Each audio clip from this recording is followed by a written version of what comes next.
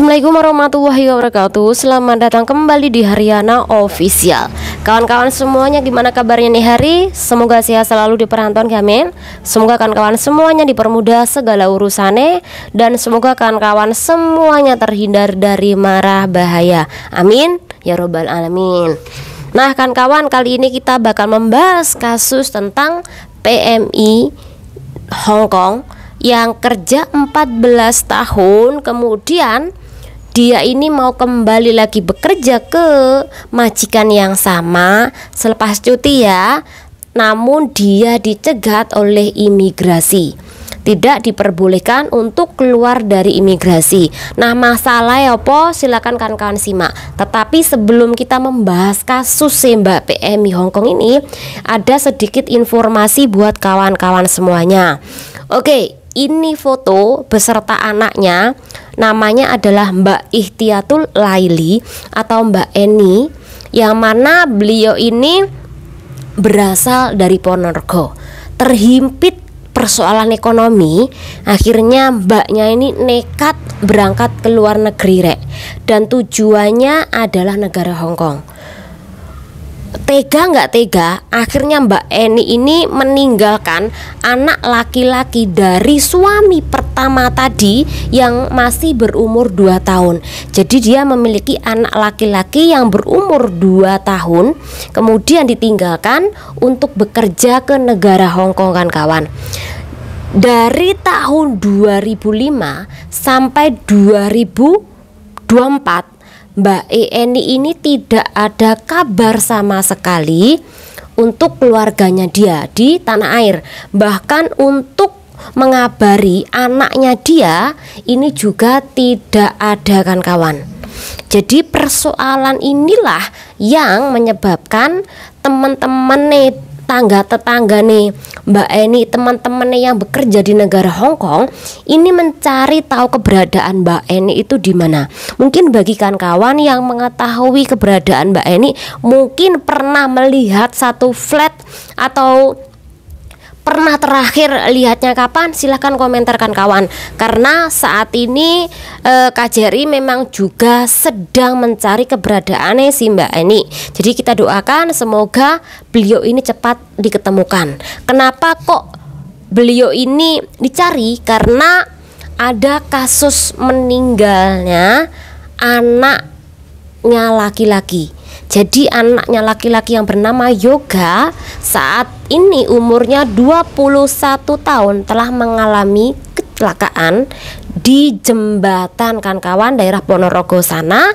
Kemudian beliau ini meninggal. Tapi sebelumnya memang si Yoga ini ketika sakit mencari keberadaan ibunya di mana dan berharap ibunya ini menghubungi dia. Tapi nasibnya kasihan sekali kan kawan. Sebelum ketemu sama ibunya, sebelum dia pergi selama-lamanya, ternyata ibunya itu juga belum menghubungi si Yoga ini. Bahkan teman-temannya, keluarganya si Mbak Eni itu berusaha untuk mencari Mbak Eni. Aku ki kangen karo ibuku. Ibuku nang ngendi? Aku ya pengen mengerti ibuku. Aku kecil nih ditinggal lunga ibuku. Ya aku nang omah karo bapak merumba. Nyapu wong telu. Aku pengen kaya anak-anak liya-liya nih. Apa? Enggak. Ya aku wis gede. Ora-orane lek aku kok baru lulus kuliah, jo nyambut gawe. Aku ya pengen Mas jeneng bapak karo ibuku. Gak ada titik terang di mana keberadaan si Mbak Eni. Apakah Mbak Eni ini pergi karena permasalahan dengan suami yang pertama? Lagi-lagi kita tidak bisa menghakimi. Atau mungkin Mbak Eni ini memiliki masalah di negara Hong Kong, di penjara atau bagaimana? Lagi-lagi kita tidak tahu kan kawan.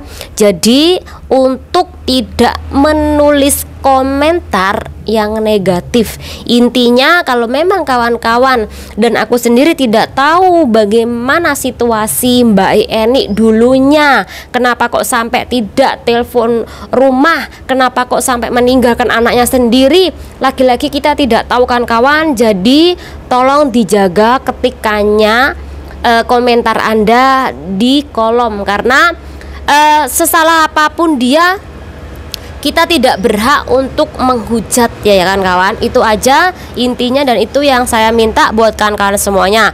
Tetapi informasi yang saya dapat bahwa Mbak Eni ini katanya ya, dia sudah menikah sama orang Lombok. Benar apa enggaknya kita tidak tahu. Tapi video ini dibuat untuk mencari tahu keberadaan si Mbak Eni ini, walaupun telah gagal dengan suami yang pertama, karena mungkin Mbak Eni itu dilarani oleh suami yang pertama sehingga membuat kebencian sama suaminya. Tetapi lagi-lagi, sebenci apapun Anda terhadap mantan suami, jangan sampai anak Anda ini jadi korban. Kekecewaan apapun pean terhadap suami Anda, tapi anak, tetaplah titipan Gusti Allah yang tidak pernah berdosa dan tidak perlu merasakan hukuman dari kita kan kawan. Jadi itu aja sedikit informasi buat kawan-kawan, dan kali ini kita bakal membahas video tentang PMI tadi, tetapi video ini diambil kemarin, jadi mungkin bajunya, backgroundnya itu beda, dan ini adalah pembahasannya buat kawan-kawan semuanya.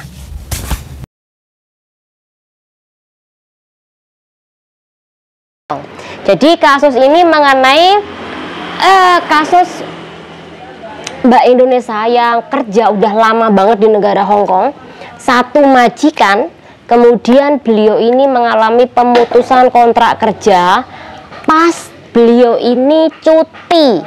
Jadi masa-masa cuti balik ke kampung halaman, Mbak Eki diputus kontrak kan kawan. Dan kasus ini dulu pernah saya bahas.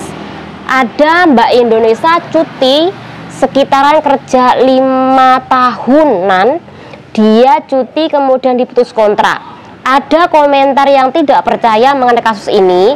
Benarkah setelah diputus kontrak Mbak E ini bisa kembali memasuki negara Hong Kong? Ada yang nggak percaya. Tetapi ketika kawan-kawan melihat status ini, saya pastikan kawan-kawan bisa percaya. Saya bakal ngambil poin besar rek mengenai kasus ini. Jadi fokus tentang apa sih yang aku bahas tentang ketenagakerjaan ya, bukan kasusnya secara jelas, karena memang Mbak E ini tidak menjelaskan alasannya kenapa kok dia diputus kontrak oleh majikannya, dan ini adalah pembahasannya rek. Ini kucing aku, sebentar ya, nih, tuh, nak ini. Oke kan kawan, kita memulai. Jadi Mbak E iki kerja ning Hong Kong sekitaran 14 tahun lebih rek. Dan dia ini per bulannya gajinya sebesar 8.750. Iki per bulannya ya, berarti sekitaran 17 jutaan rek. 1 bulan gajinya 17 juta. Oke rek, setelah mbaknya ini selesai masa cutinya, secara otomatis mbaknya kan harus kembali lagi bekerja ke negara Hong Kong kan. Nah, ketika dia ini sudah tiba di negara Hong Kong, mbaknya ini memasuki imigrasi untuk keluar dari negara Hong Kong. Tetapi mbaknya ini tidak lolos kawan-kawan. Dia dicegat oleh petugas imigrasi, kemudian dibawa ke suatu ruangan. Nah, di situ baru dijelaskan bahwa mbaknya ini diputus kontrak oleh majikannya. Nah, karena mbaknya ini terputus kontrak, secara otomatis mbaknya ini kan menceritakan bahwa barang-barangnya dia belum diambil lah, dan hak-haknya dia belum diambil.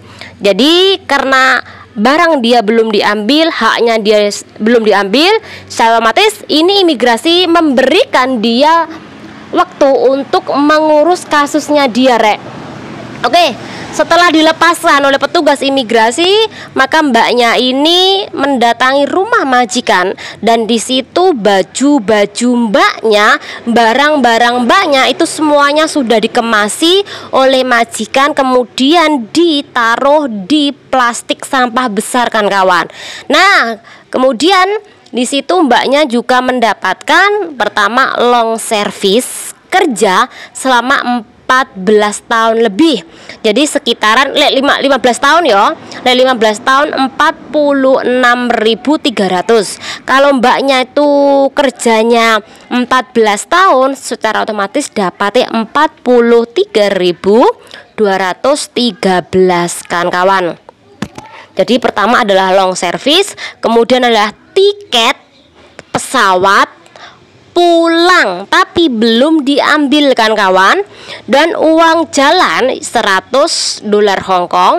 Kemudian yang keempat adalah gaji sebulan, dan kemudian uang interminitan, kan kawan. Dan Mbak Eiki yang belum diambil adalah pertama hanya tiket, kemudian juga gaji interminitan yang belum diambil, kan kawan. Loh, kok kenapa gaji sebulan belum diambil? Jadi menurut informasi yang saya dapat, mbaknya ini disuruh pulang oleh majikannya dulu, disuruh cuti oleh majikannya dulu. Jadi ketika disuruh cuti oleh majikannya dulu, dia tetap mendapatkan gaji sebulan, kan kawan. Gaji sebulan itu kesepakatan ya. Kesepakatan kalau majikan dan Mbak E ini sepakat tidak mengambil gaji, tidak memberikan gaji sebulan, maka mbaknya tidak berhak. Tapi dalam posisi ini mbaknya ini disuruh cuti dulu oleh majikannya. Secara otomatis majikan harus membayar mbaknya ini 1 bulan gaji. Tapi ini beda lagi dengan gaji interminit. Mbak E kan diinterminit kan oleh majikan, atau diputus kontrak tanpa pemberitahuan. Mbak Eki malah dapat pemberitahuan dari imigrasi. Artinya mbaknya ini diinterminit, kan kawan. Jadi ketika mbaknya diinterminit, secara otomatis dapat juga 1 bulan sebagai ganti uang interminitan. Kemudian 1 bulan itu sebagai gaji bulanan, kan kawan. Kemudian tiket. Oke, di dalam kasus ini sampean paham nggih hak-hak sampean.